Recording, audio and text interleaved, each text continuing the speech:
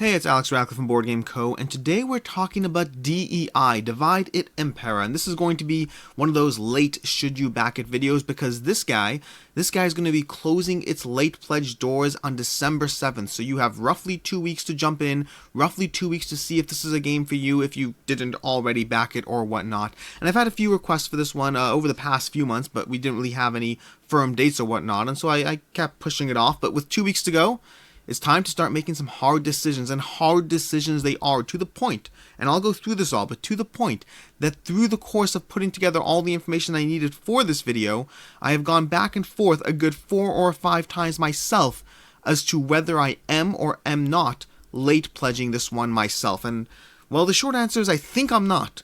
But let's go through why and all that. And that's going to be something that's held true for the campaign as well. I was a backer of the original campaign, and then they canceled the original campaign. And then I was a backer of the second campaign, and I stayed firm close to the end of the campaign, but then eventually dropped out. And the process of doing this video brought back a lot more of those pros, those cons, why I was in, why I was out, but with more information this time, because there is more information. In fact, one of the things I want to make sure to mention before I inevitably forget is there is a TTS mod available. You can try this game out yourself. If you are on the fence, if you are not sure, and you have 2 or 3 other friends that are on the fence and not sure, well then loop them in, give them a shot, see if this is a game for you or not. This is a game that plays 1 to 4 players in its current implementation. It has a 5 to 6 player expansion.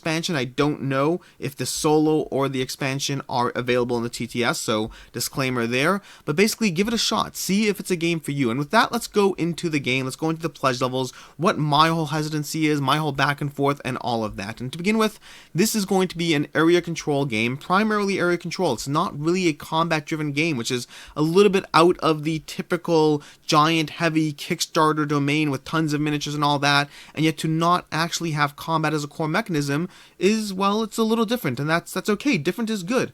Different does help you stand out, but different also is different. And this is going to be primarily area control, primarily gathering resources while managing the various missions that are going to be popping up throughout the rounds, each round trying to accomplish mission, taking advantage of the various other things, I can't remember what they're called, the larger miniatures, that you'll be taking advantage of them in order to get more and more benefits, to take control of different areas that you may otherwise have control, to get access to different areas. There is a lot going on. There's going to be unique factions with asymmetric aspects to them. There's going to be various upgrades you can get, drafting cards from the marketplace, lots of different things that will make you continuously stand out, iterate, and change over the course of the game. And this is something that everything about this so far seems up my alley. I love area control, I love miniatures, I love powers, abilities, asymmetry, I love all of this stuff. And so why am I not currently backing this one is a reasonable question, and one that I've been wrestling with for the whole day while doing this video. And so there's going to be a few things, but before we get into why we're not or whatnot, to begin with, I want to note that the designer of this game, one of the main designers of this game, is Tommaso Battista. And if you don't recognize that name, that is going to be one of the main designers of Barrage, which Barrage is getting all kinds of awards, rated like an 8.3 on Board Game Geek or something. Barrage is pretty, let's pull this up over here. We have Tommaso Battista. Our D.E.I is an 8.3, but that's a Kickstarter 8.3. You have to hold off on that to see what actually ends up landing.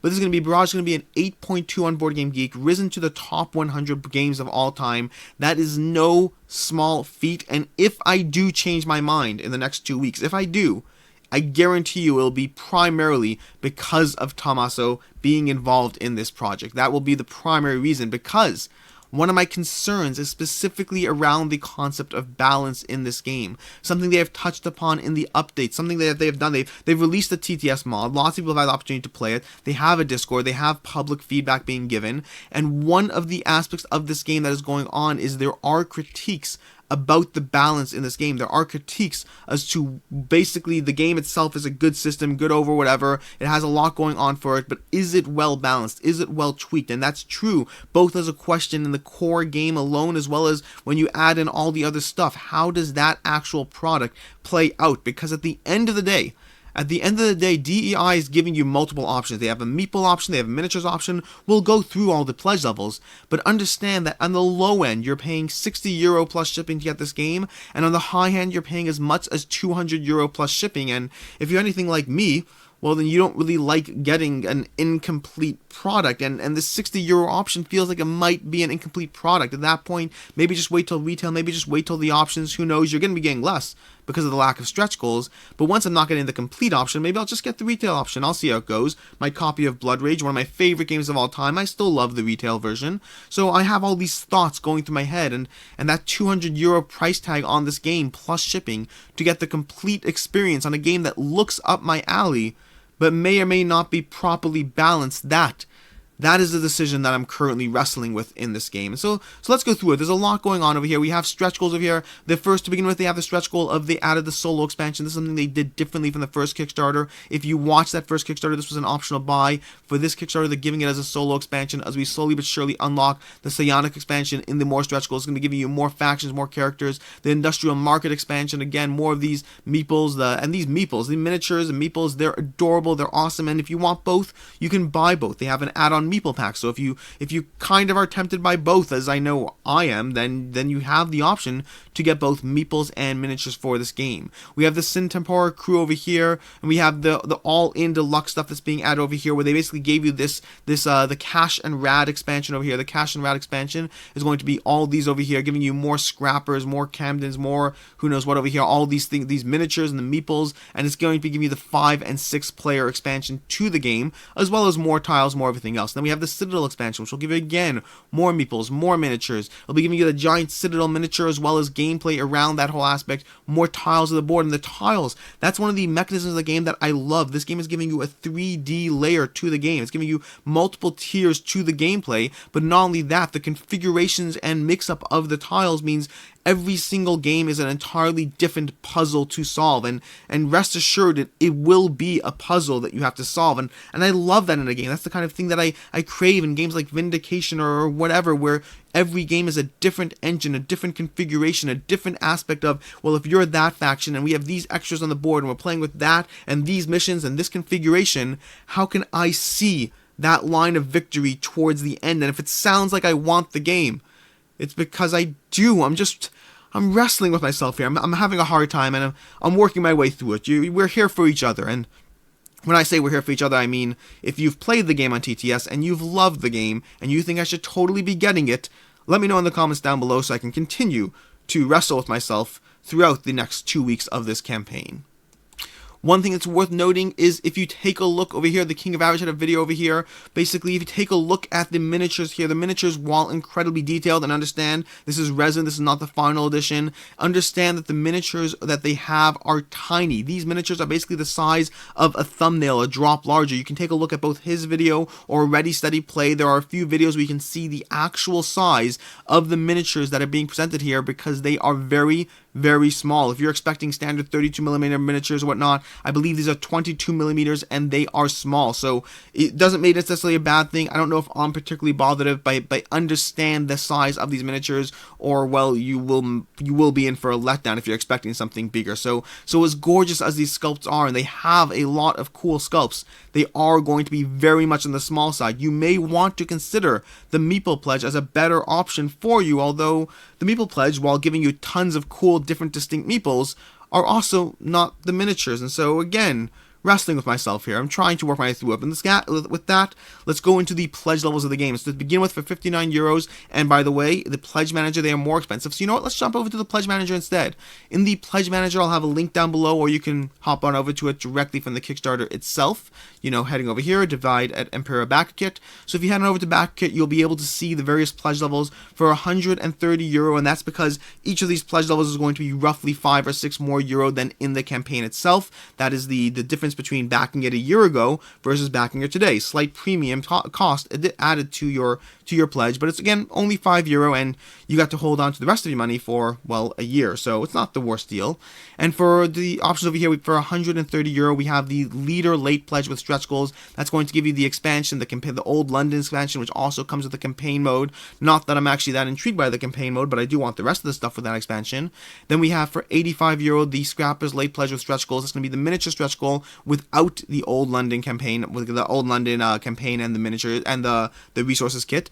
And then we have the Leader's Late Pledge with stretch goals for 95 euros. That's for the meeple version. So these two over here are the same, just the difference between meeples and miniatures. And then finally for 65 euro, we have the Late Pledge with stretch goals for just the plain meeple version. That's going to be giving you the core box with stretch goals in a meeple version of the game. This is going to be by far the cheapest, but is it everything you want? And then from there we have the add-ons. That's going to break it down to the individual add-ons. Some of these are included in your pledge levels. So these 100 PVC resources or wood resources are going to be in the meeple or miniature bundles up here respectively. That's going to be these two boxes over here. Then there's sleeves, of which I generally recommend getting your own sleeves. I highly recommend Sleeve Kings as a company. And then there's going to be Penny Boom and Mad and Max the Interceptors.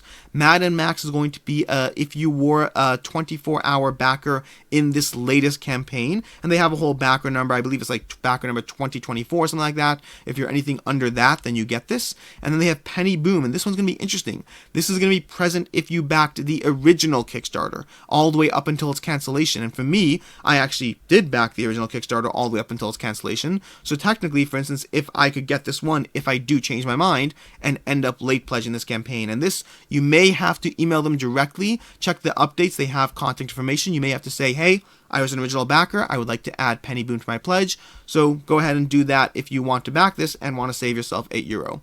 Then we have the various editions over here, as well as the combined Citadels and Rad and whatever expansion, which are going to be over here. We have the miniature add-ons, and these are broken down into the meeple options, the meeple add-ons over here, and then the miniature add-ons over here. So we have the Tech All-in miniature expansion, which and they're broken down in terms of the individual, the cash and rads, the Citadel, the combined, and then the combined with sleeves, which is kind of being cut off my screen on the sidebar over there, which I can't really show you because the webcam.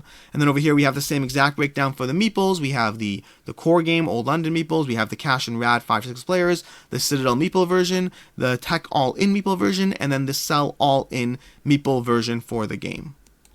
And that's going to be basically everything there. And if you hear my voice slowly giving out, that's because it is. I am slowly but surely coming down with a cold. At least I think it's a cold. Who really knows? Whenever you're coming down with something nowadays, everyone's it could be COVID. Who really knows? Although I had COVID, so it's less likely that it's COVID. It might be a cold. I'll keep talking now. In any case, so let's summarize everything. Let's talk about the should you back it, should you not. Should you back it's going to be pretty simple. I recently just covered Ludus Magnus's most recent campaign, Nova Aetus Renaissance. A lot of what I said there will apply here as well, but with some caveats. So to begin with, caveats about Ludus Magnus themselves as a company. Understand they have a iffy track record with both final products in terms of how streamlined, in terms of what you get, in terms of rules, in terms of the cleanliness of the English language or whatnot, and all of that. Additionally, they have that drama with Black Rose Wars and charging backers extra shipping. So they have drama under their belt. I have talked about it in the Nova Aetus Renaissance video. I stand by all of that. It is something to be aware of.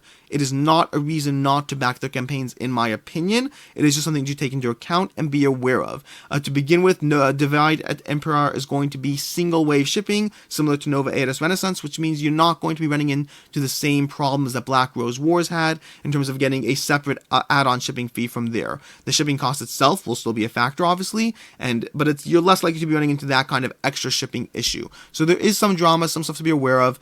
Past that, as far as the game itself, I believe it will most likely hold its value, and there's a few caveats there, because you're talking about up to €200 for all in on this game, despite the fact that most Ludus Magnus products have held their value. Most of their games have sold for more than you paid for it once it hit the market, once people got their hands on it. There have been exceptions. One of the most notable exceptions would be Dungeonology. Dungeonology represented a drift from the usual Kickstarter fare that's put out, and it certainly has been a hit, especially when you combine it with the ratings and reviews that were mediocre at best.